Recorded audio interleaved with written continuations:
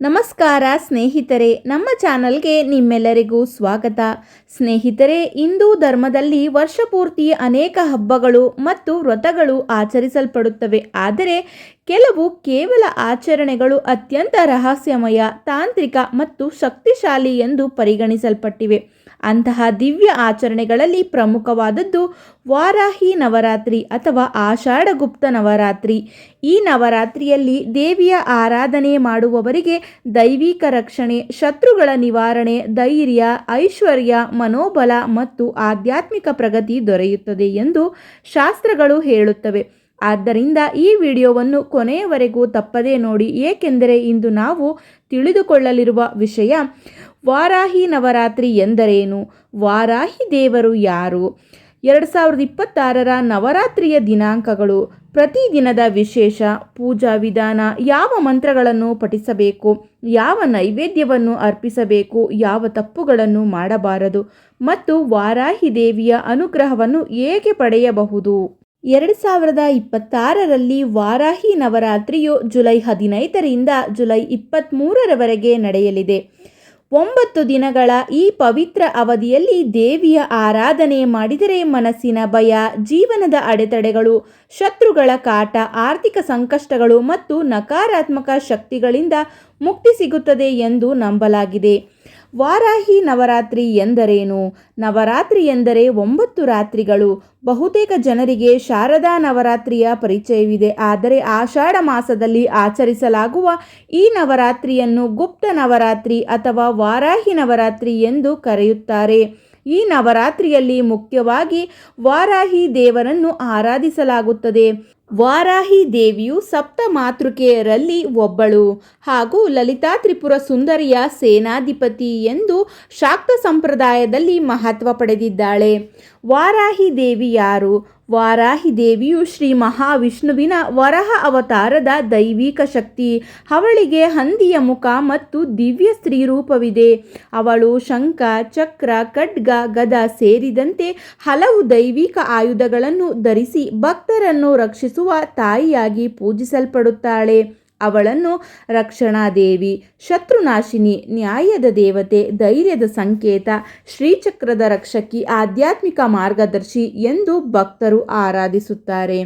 ವಾರಾಹಿ ದೇವಿಯ ಅವತಾರದ ಕಥೆ. ಪುರಾಣಗಳ ಪ್ರಕಾರ ರಾಕ್ಷಸರ ಅಟ್ಟಹಾಸದಿಂದ ದೇವತೆಗಳು ಸಂಕಷ್ಟಕ್ಕೆ ಸಿಲುಕಿದಾಗ ಆದಿಪರಾಶಕ್ತಿಯ ಆದೇಶದಂತೆ ಸಪ್ತ ಮಾತೃಕೆಗಳು ಅವತರಿಸಿದರು. ಅವುಗಳಲ್ಲಿ ಅತ್ಯಂತ ಉಗ್ರ ಹಾಗೂ ರಕ್ಷಣಾತ್ಮಕ ರೂಪವೇ ವಾರಾಹಿ.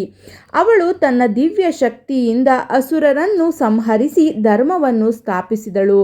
ಆದ್ದರಿಂದ ವಾರಾಹಿ ದೇವಿಯನ್ನು ಧರ್ಮರಕ್ಷಕಿ ಎಂದು ಕರೆಯುತ್ತಾರೆ. ವಾರಾಹಿ ನವರಾತ್ರಿ 2026ರ ದಿನಾಂಕಗಳು. ಜುಲೈ 15 ಪ್ರತಿಪದೆ. ಆರಂಭದ ದಿನ ಸಂಕಲ್ಪ ಮಾಡಿ ಪೂಜೆ ಪ್ರಾರಂಭಿಸಬೇಕು. ಜುಲೈ 16 ದ್ವಿತೀಯ. ಕುಟುಂಬದ ಶಾಂತಿ ಮತ್ತು ಆರೋಗ್ಯಕ್ಕಾಗಿ ಪ್ರಾರ್ಥಿಸಬೇಕು. ಜುಲೈ 17 ತೃತೀಯ. ಜ್ಞಾನ, ವಿದ್ಯೆ, ಬುದ್ಧಿವಂತಿಕೆಗೆ ಪೂಜೆ ಮಾಡಬೇಕು. ಜುಲೈ 18 ಚತುರ್ಥಿ. ಅಡೆತಡೆಗಳ ನಿವಾರಣೆಗಾಗಿ ದೇವಿಯನ್ನು ಆರಾಧಿಸಬೇಕು.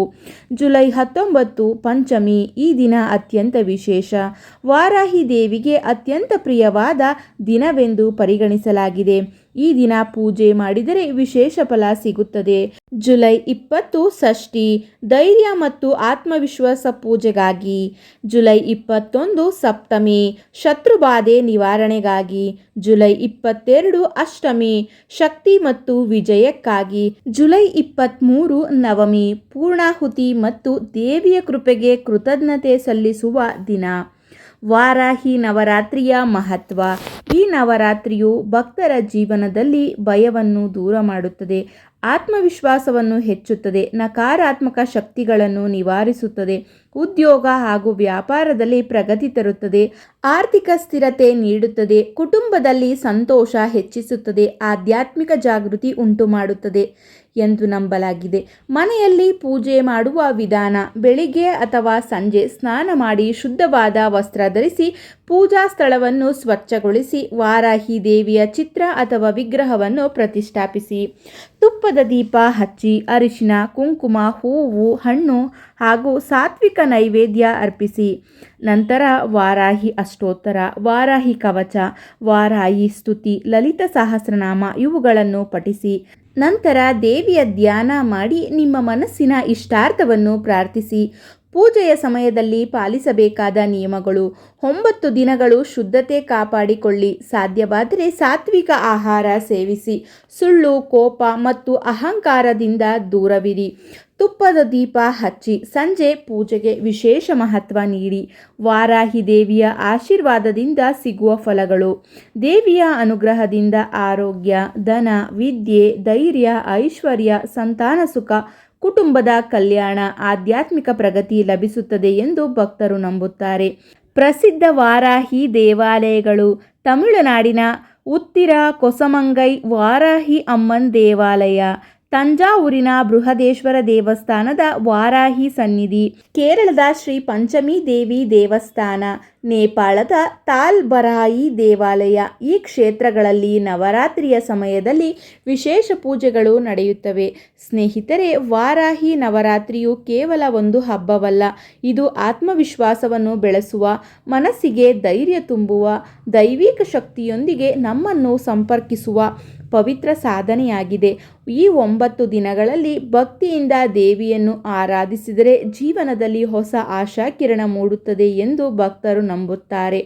ವಾರಾಹಿ ತಾಯಿಯ ಕೃಪೆ ನಿಮ್ಮ ಮತ್ತು ನಿಮ್ಮ ಕುಟುಂಬದ ಮೇಲೆ ಸದಾ ಇರಲಿ. ಈ ವಿಡಿಯೋ ನಿಮಗೆ ಇಷ್ಟವಾದರೆ ಲೈಕ್ ಮಾಡಿ, ನಿಮ್ಮ ಕುಟುಂಬದವರಿಗೆ, ಸ್ನೇಹಿತರೊಂದಿಗೆ ಹಂಚಿಕೊಳ್ಳಿ. ನಮ್ಮ ಚಾನಲ್ ಅನ್ನು ಸಬ್ಸ್ಕ್ರೈಬ್ ಮಾಡಿಕೊಳ್ಳಿ. ಧನ್ಯವಾದಗಳು.